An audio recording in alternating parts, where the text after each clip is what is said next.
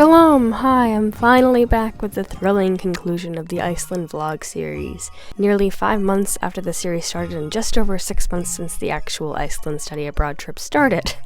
But hey, at least I'm finishing this in 2022, so I'll count that as a win. So this day, I'm counting this all as one day because we woke up at 4 a.m. to fly out of Iceland the following day.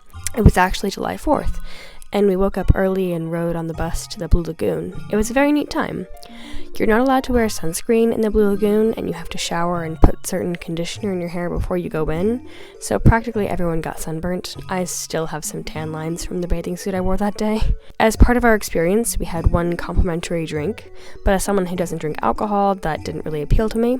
I had a green drink smoothie thing that tasted honestly pretty horrible, and unfortunately I couldn't finish it. Okay, I'm going to talk about some icky stuff, so if you're squeamish or don't want the magic of the Blue Lagoon to be ruined for you, skip to this timestamp.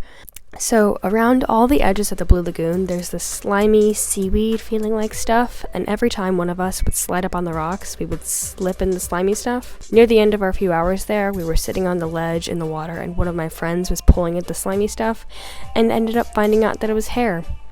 Human hair. There's about a 2-foot wide perimeter of human hair lining the entire Blue Lagoon. And it's just, it makes me squirm even now. So after that, we drove back to Reykjavik, took some photos in front of the church and on the gay street, and also this really cute house I saw. Iceland in the summer is absolutely stunning because the sun never sets. 10 out of 10 fucks with your perception of time, but so worth the experience. We got back to the apartment and tried to get as much sleep as possible, woke up really early to go to the airport, and then did all the checking in luggage stuff. Everyone else had to check in their backpacks into oddly shaped luggage, but I didn't because mine has this really helpful handy flap thing that can cover up the bag straps. Going through security, I had my carry-on randomly searched. Then I had to go through double screening for TSA, which was very stressful. As everyone was getting through the last bit of security, I was pulled aside and the airport officials had to drug test my bags, my shoes, my hands.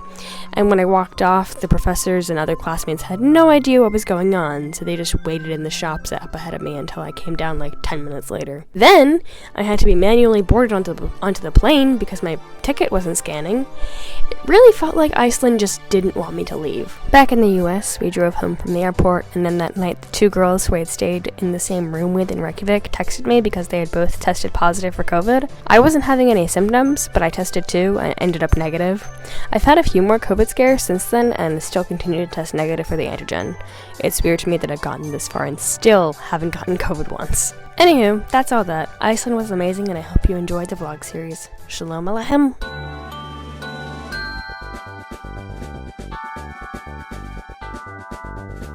We drove home from the airport, and then that night the 2